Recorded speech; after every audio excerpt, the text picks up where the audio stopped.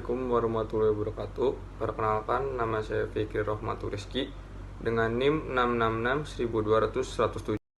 Assalamualaikum warahmatullahi wabarakatuh. Perkenalkan, nama saya Fauzani Fikriyah dengan NIM 66612000106. Assalamualaikum warahmatullahi wabarakatuh.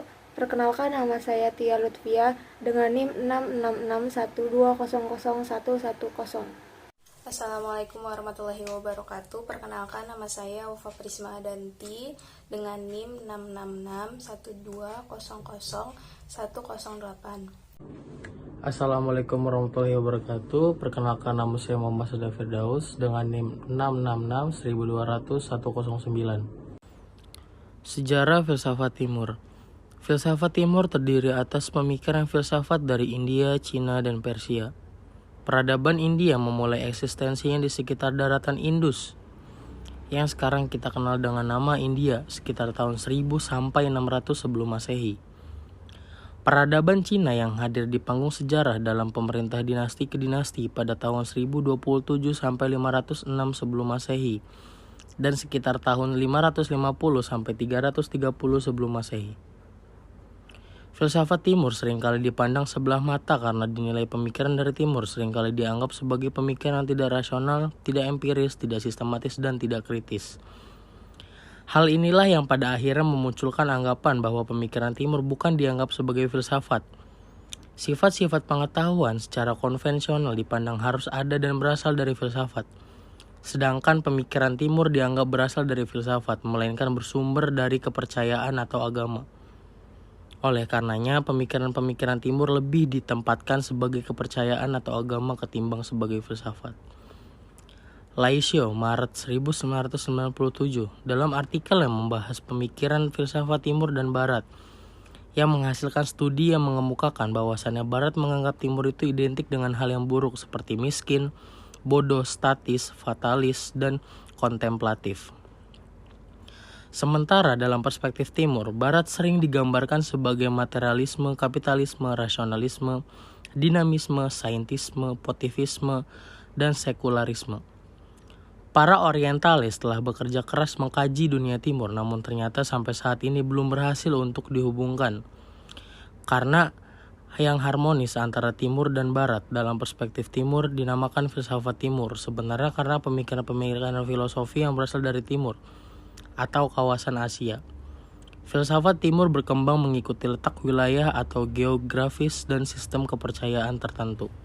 Filsafat Timur di Cina. Berdasarkan penemuan arkeologis, Cina kuno itu sudah ada sebelum periode Neolitik pada tahun 5000 sebelum Masehi, baik di sebelah timur laut dan barat laut. Pada periode tersebut, kehidupan komunitas suku berpusat pada penyembahan dewa-dewa leluhur dan dewa-dewa alam.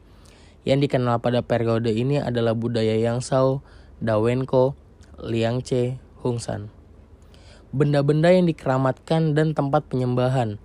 Pada perkembangan melewati rentan waktu yang panjang yang dilalui filsafat di Cina, filsafat Cina dibagi atas 4 periode besar, yaitu zaman klasik pada tahun 600 sampai 200 sebelum Masehi, zaman Neo-Taoisme dan Buddhisme pada tahun 200 sebelum Masehi sampai 1000 Masehi. Zaman Neo-Konfusianisme pada tahun 1000 sampai 1900 dan zaman modern setelah 1900. Yang pertama, zaman klasik 600 sampai 200 sebelum Masehi. Periode ini memiliki aliran yang berbeda-beda dan ajaran yang berbeda-beda. Yang pertama ada aliran Konfusianisme. Konfusius bentuk Latin dari nama Kongfuse atau guru dari suku Kong. Hidup antara 551 dan 497 sebelum Masehi. Ia mengajar bahwa Tao atau jalan sebagai prinsip utama dari kenyataan adalah jalan manusia. Artinya, manusia sendirilah yang dapat menjadikan Tao luhur dan mulia kalau ia hidup dengan baik. Yang kedua, aliran Taoisme. Taoisme diajarkan oleh Lao Tse atau guru tua yang hidup sekitar 550 sebelum Masehi. Lao Tse melawan Konfusius. Menurut Lao Tse, bukan jalan manusia, melainkan jalan alamlah yang merupakan Tao. Tao menurut Lao Tse adalah prinsip kenyataan objektif, substansi abadi yang bersifat tunggal, mutlak, dan ternamai. Yang ketiga, aliran Yin Yang. Yin dan Yang adalah dua induk dari seluruh kenyataan. Yin itu bersifat pasif, prinsip ketenangan, surga, bulan, air, dan perempuan, simbol untuk kematian dan untuk yang dingin. Yang itu prinsip aktif, prinsip gerak, bumi, matahari, api, dan laki-laki, simbol untuk hidup dan untuk yang panas. Yang kedua ada zaman Neo-Taoisme dan Buddhisme pada tahun 200 sebelum Masehi sampai 1000 Masehi. Bersama dengan perkembangan Buddhisme di Cina, konsep Tao mendapat arti baru. Tao sekarang dibandingkan dengan nirwana dari ajaran Buddha, yaitu transendensi di seberang segala nama dan konsep di seberang adanya.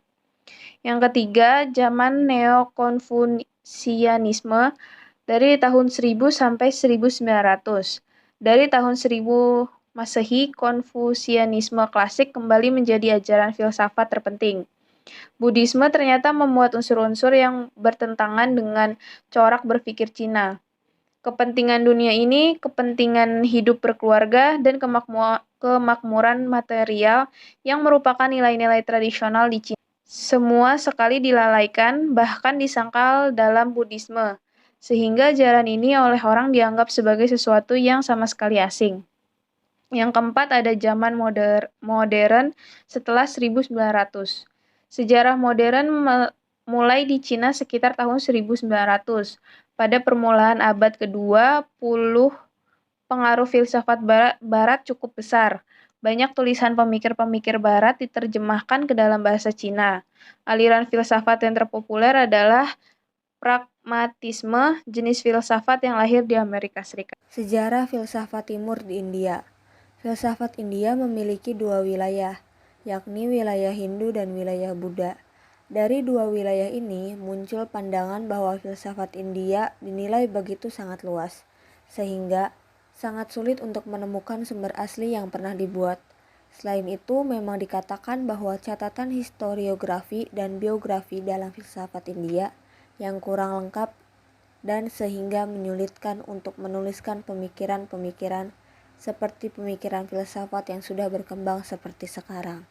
Filsafat India berpangkal pada tulisan-tulisan kuno yang dikenal dengan nama Weda, yang meliputi pertama, Sampita, Rigveda, Samaveda, Yajurveda, dan Atharvaveda. Yang kedua, Brahmana, 1000 sampai 700 sebelum Masehi, mengangkat tentang kurban-kurban dan upacara-upacara. Yang ketiga, Aranyaka, buku-buku hutan belukar dan ajaran rahasia. Yang keempat, Upanishad, periode ke-1 700 sampai 600 sebelum Masehi. Dalam tulisan-tulisan itu berisikan pemahaman-pemahaman dan sistem-sistem kehidupan India kala itu. Misalnya, unsur-unsur ajaran yang berbau animisme, dinamisme, dan monoteisme. Begitupun hal-hal yang terkait dengan pengertian jiwa, dunia, perpindahan jiwa, dan teori-teori pengetahuan. Apa yang benar, sebab akibat, keinderaan, dan akal. Terdapat dua aliran di mana dibedakan menurut sikap terhadap keberadaan Weda, yakni 1. Astika Ortodoks, mengakui Weda sebagai otoritas tertinggi dan mempercayai adanya Tuhan, dikenal juga dengan Sadharwana, Nyaya, Yoga, Saikya, Mimamsa, dan Vedanta. Yang kedua, Nastika Heterodoks, tidak mengakui adanya Tuhan dan juga tidak mengakui Weda sebagai otoritas tertinggi. Charvaka materialis. Buddha dan Jaina, walaupun Buddha dan Jaina tidak mempercayai adanya Tuhan, mereka percaya dengan adanya spiritual dan keabadian.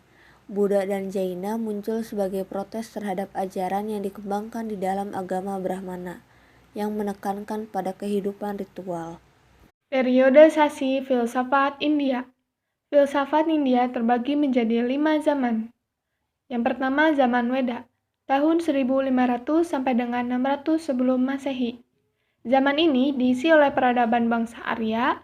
Pada saat itu baru muncul benih pemikiran filsafat yang berupa mantra-mantra, pujian keagamaan yang terdapat dalam sastra Brahmana dan Upanishad. Yang kedua, zaman Wiracarita, tahun 600 sampai dengan 200 sebelum Masehi. Zaman ini diisi oleh perkembangan sistem pemikiran filsafat yang berupa Upanishad. Ide pemikiran filsafat tersebut muncul berupa tulisan-tulisan tentang kepahlawanan dan tentang hubungan antara manusia dengan dewa. Yang ketiga, zaman sastra sutra, tahun 200 sebelum Masehi sampai dengan 1400 Masehi. Zaman ini diisi oleh semakin banyaknya bahan-bahan pemikiran filsafat sutra, ditandai dengan lahirnya tokoh-tokoh seperti Sankara, Ramanuja, dan Madhawa, dan lain-lain. Yang keempat, zaman kemunduran, tahun 1400 sampai dengan 1800 Masehi. Zaman ini diisi oleh pemikiran filsafat yang mandul karena para ahli pikir hanya menirukan pemikiran filsafat yang lampau. Timbulnya keadaan ini disebabkan oleh pertemuan antar kebudayaan Barat dengan pemikiran India, sehingga menimbulkan reaksi hebat dari para pemikir India. Yang kelima, zaman pembaharuan, tahun 1800 sampai dengan 1950 Masehi. Zaman ini diisi oleh kebangkitan pemikiran filsafat India. Pelopornya adalah Fra Mohan Ray, seorang pembaru yang mendapatkan pendidikan di Barat. Perbedaan filsafat Timur dan filsafat Barat. 1. Jika filsafat Timur lahir dan berkembangnya di sejumlah tempat secara masing-masing seperti di Cina, India, Persia, dan sebagainya. Sedangkan filsafat Barat lahir di Yunani, sejak pra-Yunani kuno dan secara tajam mengaktualisasikan pemikiran filsafat di zaman Yunani kuno. Kedua, pemikiran filsafat Timur menekankan peranan intuisi dan pengalaman individu, sedangkan pemikiran Barat semakin besar lebih berfokus pada kemampuan akal budi dalam menganalisis data empiris, dirumuskan dalam bahasa yang efisien dan efektif dengan pemilihan kata-kata yang tepat, sedangkan pemikiran filsafat Timur hanya disampaikan sebagai ungkapan isi hati dan perasaan. 3. Pemikiran filsafat Timur kadang-kadang diungkapkan dalam bentuk simbol-simbol sebagai manifestasi hal-hal yang konkret. Sedangkan dalam filsafat Barat, para filsuf cenderung menggunakan rumusan yang abstrak, sehingga memiliki cakupan yang luas bahkan ada yang sampai tidak terhingga. 4. Dalam masyarakat Timur, mencari dan menemukan kebenaran lebih banyak mengandalkan amalan atau laku. Sedangkan filsafat Barat terletak pada metode atau jalan untuk sampai kepada kenyataan kebenaran. 5. Tujuan utama dalam pemikiran filsafat Timur untuk menjadi orang yang bijaksana dan bahagia. Sedangkan pemikiran filsafat Barat lebih diarahkan untuk memahami rahasia alam semesta dan menentukan ilmu pengetahuan yang baru. 6. Pemikiran filsafat Timur sering lebih bersifat pesimis, pasif, dan menekankan harmoni. Sedangkan filsafat Barat bersifat optimis, aktif, dan penuh konflik. Persamaan filsafat Timur dan filsafat Barat. 1. Keduanya membutuhkan kemampuan berpikir yang tinggi dan mendalam sekalipun bagi filsafat Timur dalam kerjasama hati, keyakinan, intuisi, dan emosi. 2. Keduanya mau mencapai kebenaran yang tinggi tentang hakikat dari sesuatu. 3. Betapa kecintaan terhadap kebijaksanaan, kearifan akhirnya menjadi manusia bijaksana sekalipun sebagai manusia tetap memiliki keterbatasan. 4. Keduanya menunjukkan aktualisasi manusia sebagai makhluk berpikir dan menggunakan kemampuan berpikir itu untuk mencapai kebenaran-kebenaran hakiki. 5. Kebenaran hakiki yang ditemukan sebagai hasil kajian filsafat diyakini memiliki kegunaan yang sangat tinggi dalam mendudukan harkat dan martabat manusia sebagai makhluk mulia, berpikir, berpengetahuan, bernurani, dan berkeadaban, serta dapat meningkatkan kesejahteraan hidup manusia dan kebaikan makhluk lainnya serta lingkungan.